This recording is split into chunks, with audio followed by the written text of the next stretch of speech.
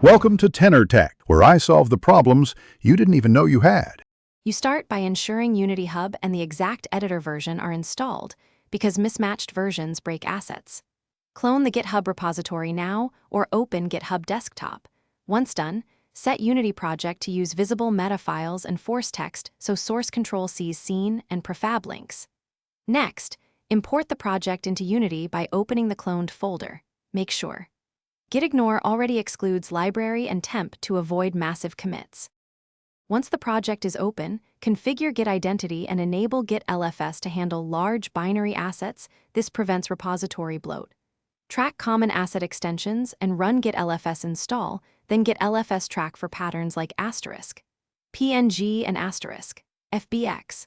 Commit a minimal baseline, project settings, packages/manifest, JSON, and core scenes to establish a stable starting point. This prevents merge chaos later. After that, push to the remote and create a branch for your feature work so changes stay isolated and reviewable. Finish by adopting a clear branching workflow. Create feature branches, pull remote main before work, and push often.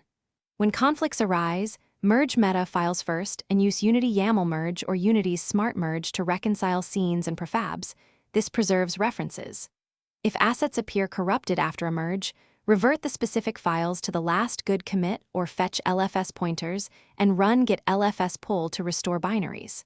Finally, make sure CI or a checklist validates builds before merging to main. Thanks for watching. Subscribe to keep your life in tune.